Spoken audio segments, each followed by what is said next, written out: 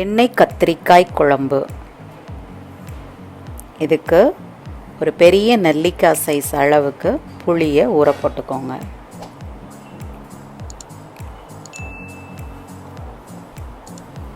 ஒரு பேனில் ஹீட் பண்ணிவிட்டு அதில் 1 டீஸ்பூன் அளவுக்கு வெந்தயம், எண்ணெய் விடாமல் ரோஸ்ட் பண்ணுங்கள். அதே மாதிரி ஒரு கைப்பிடி அளவுக்கு கொத்தமல்லி,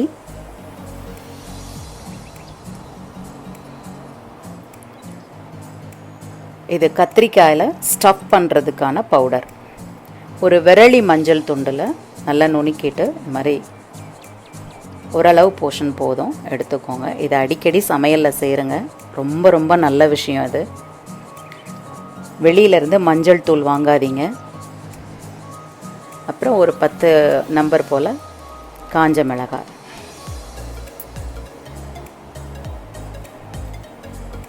இது கூட கொஞ்சமாக கருவேப்பிலை சேர்த்து நல்லா ரோஸ்ட் பண்ணிக்கோங்க.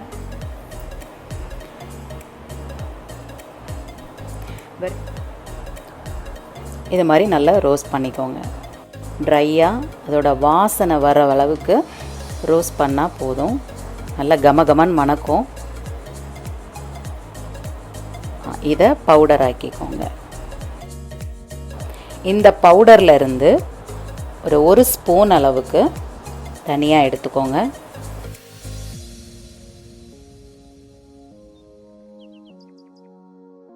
அது கூட ஒரு பிஞ்ச் உப்பு. இது கத்திரிக்காய்க்குள்ளே ஸ்டஃப் பண்ணுறதுக்கு. இதில் கொஞ்சம் மல்லி இலைகளை பிச்சு போட்டுக்கோங்க. நல்லா மிக்ஸ் பண்ணிக்கோங்க.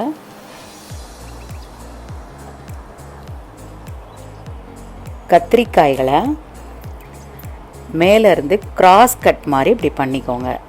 உள்ளே எதுவும் இருக்குதான்னு இஷ்யூஸ் இருக்கான்னு செக் பண்ணிக்கோங்க. பண்ணிவிட்டு இந்த பவுடரை உள்ளே ஃபில் பண்ணுங்கள். அதே மாதிரி கத்திரிக்காயோட காம்பையும் ஃபுல்லாக கட் பண்ணிடாதீங்க. அது காம்போடு இருக்கும்போது ரொம்ப ரொம்ப அருமையாக இருக்கும். எண்ணெய் கத்திரிக்காய் குழம்புல அந்த காம்போடு இருக்கிறச்ச பார்க்கவே ஒரு அழகாக இருக்கும், சாப்பிடணும் போல் நமக்கு தோணும். இது மாதிரி கத்திரிக்காய்க்குள்ளே இந்த மசாலா ப்ளஸ் உப்பு சேர்த்து நல்லா ஃபில் பண்ணி வச்சுக்கோங்க.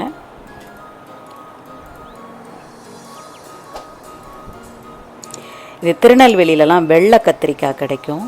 அது ரொம்ப அபார ருசியாக இருக்கும். இங்கே அந்த வெள்ளை கத்திரிக்காய் சென்னையில் அதிகமாக கிடைக்க மாட்டேங்குது. பேனில் நல்லெண்ணெய் சேர்த்துக்கோங்க. இதில் ஒரு 10 ஷாலோட்ஸ் போல் சேர்த்துக்கோங்க. மேக்ஸிமம் வெங்காயம்னாலே சின்ன வெங்காயம் மட்டுமே யூஸ் பண்ணுங்கள். பெரிய வெங்காயத்தில் விசேஷம் ஒன்றும் இல்லை. அதே சின்ன வெங்காயம் ரொம்ப ரொம்ப நல்லது. இது உரிக்கிறதுக்கு சோம்பல் பட்டு தான் நம்ம பெரிய வெங்காயம் எடுக்கிறோம். அது ரொம்ப தப்பு. சின்ன வெங்காயத்தை மேக்ஸிமம் சேர்த்துக்கோங்க. இது மாதிரி நல்லா வதக்கிக்கோங்க.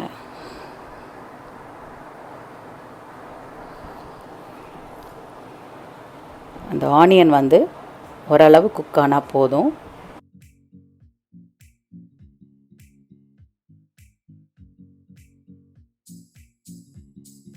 மிதமான தீ, சிறு தீ, இதை தாண்டி போகாதீங்க. இதை மாதிரி ஓரளவுக்கு வதங்கின உடனே எடுத்துருங்க. அதை ரொம்ப கோல்டன் ப்ரௌனுக்கு வர வேண்டாம். வெங்காயம் வதங்கினாலே போதும். இது மாதிரி தனியாக எடுத்து வச்சுக்கோங்க. அதை ஏற்கனவே பவுடர் பண்ணோம் இல்லையா மசாலா, அதோடு சேர்த்து ஃபைன் பேஸ்ட்டாக நல்லா அரைச்சிக்கோங்க. நல்லா ஃபைனாக இருக்கணும் அந்த பேஸ்ட்டு. அரைச்சி ரெடியாக வச்சுக்கோங்க.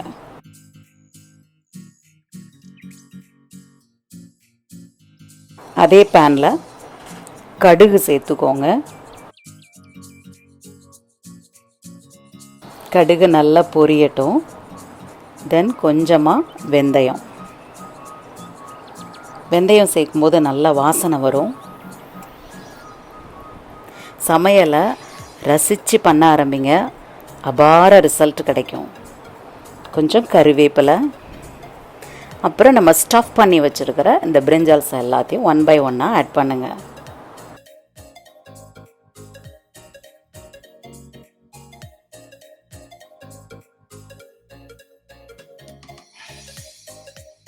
அந்த எண்ணெயில் கோட்டாகிற மாதிரி பரட்டி விடுங்க.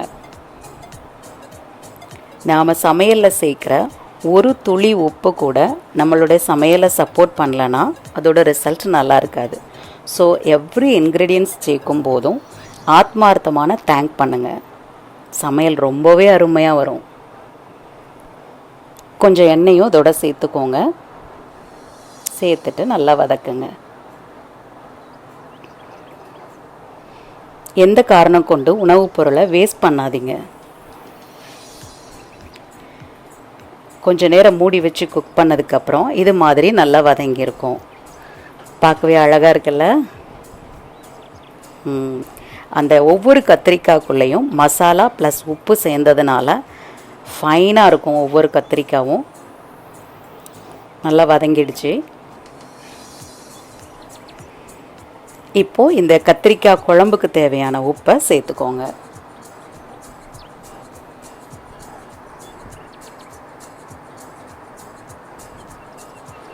இது கூட 1.5 டேபிள் ஸ்பூன்லேருந்து 2 வரைக்கும் சேர்த்துக்கலாம். ஏன்னா நல்லா காரசாரமாக இருந்தால் தான் இந்த குழம்பு ரொம்ப ரொம்ப நல்லாயிருக்கும். அதே மாதிரி அதுக்கு ஒரு பாகம் கம்மியாக மல்லித்தூள். எப்போவுமே மிளகாய்த்தூள்லேருந்து ஒரு பங்கு இறக்கமாக தான் மல்லித்தூளை சேர்க்கணும். இந்த பவுடர் எண்ணெயில் வதங்குற மாதிரி நல்லா வதக்குங்க. இப்போவே வாசனை ரொம்ப வெளியில் வர ஆரம்பிச்சிடும். அது நாவில் எச்சில் ஊறுற மாதிரி இருக்கும் அந்த அரோமா. 3/4 பாகம் கத்திரிக்காய்களெல்லாம் வெந்துருச்சு. கத்திரிக்காய்க்குள்ளேயும் உப்பு காரம் மசாலா இருக்கிறதுனால அட்டகாசமாக இருக்கும் இந்த ரெசிபி. மல்லி இலை தூவி மறுபடியும் குக் பண்ணுங்கள். நல்லா இந்த மசால் ஃபுல்லாக கோட்டாயிருக்கு.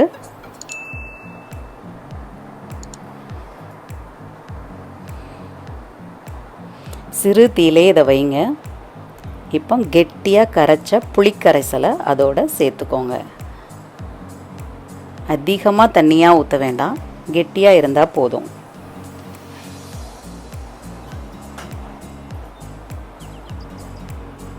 இப்போ இந்த புளியோட ருசி அந்த கத்திரிக்காயில் இறங்கணும். உப்பும் காரமும் எப்படி இறங்குச்சோ அதே மாதிரி புளியும் இறங்கணும். இப்போ ஒவ்வொரு கத்திரிக்காய்க்குள்ளேயும் உப்பு புளி காரம் நல்லா இறங்கி வெந்து மசாலா வாசனையோட சாப்பிட்றச்ச செம்மையாக இருக்குங்க. ஒவ்வொரு ஸ்டெப்பையும் ரசனையோட சமையல் பண்ணுங்க. கொஞ்சம் மல்லி இலை தூவி மூடி வச்சிடுங்க. பாருங்கள், புளி கரைசலோட எல்லாம் வெந்து போயிருக்குது. கத்திரிக்காய்க்குள்ளே எல்லாம் இறங்கிடுச்சு. இன்னும் ஒரு ஸ்டெப் பாக்கி இருக்குது. இந்த மசாலா பவுடர்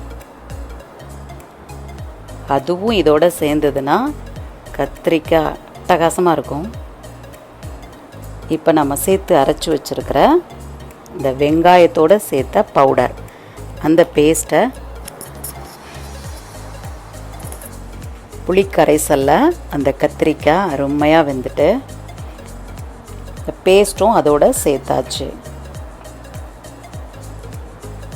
இப்போ இந்த மசாலா வாசனையோட கிரேவி டெக்ஸ்சரில் அழகாக இருக்குது.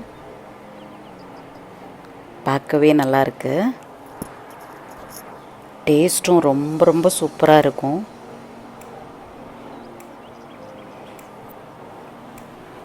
இந்த எண்ணெய் கத்திரிக்காய் குழம்ப புழுங்கல் அரிசி சாதம் உதிர உதிர வடித்து அதோட நெய் சேர்த்துட்டு இதை சேர்த்து சாப்பிட்டிங்கன்னா சான்ஸே இருக்காதுங்க.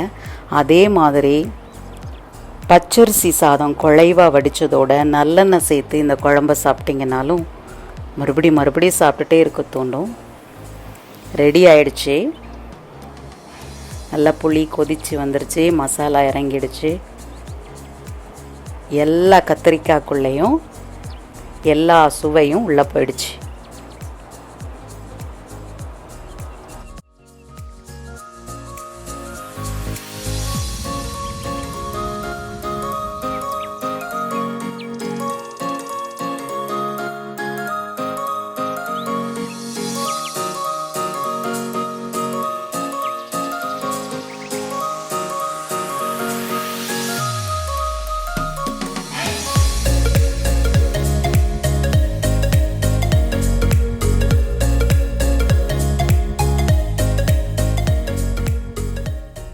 ஃபைனல் ஸ்டேஜ் ஒரு 50 ml கிட்ட தேங்காய் பால், அதை அதோட சேர்த்துக்கோங்க.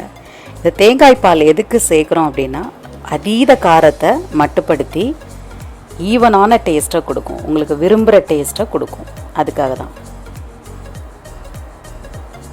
சூப்பராக இருக்குது, டேஸ்ட்டும் ரொம்ப ரொம்ப சூப்பராக இருக்கும். எண்ணெய் கத்திரிக்காய் குழம்பு தயாராகிடுச்சு. செம்ம டேஸ்ட்டாக இருக்கும். செஞ்சு பார்த்துட்டு எனக்கு சொல்லுங்கள். தேங்க்யூ.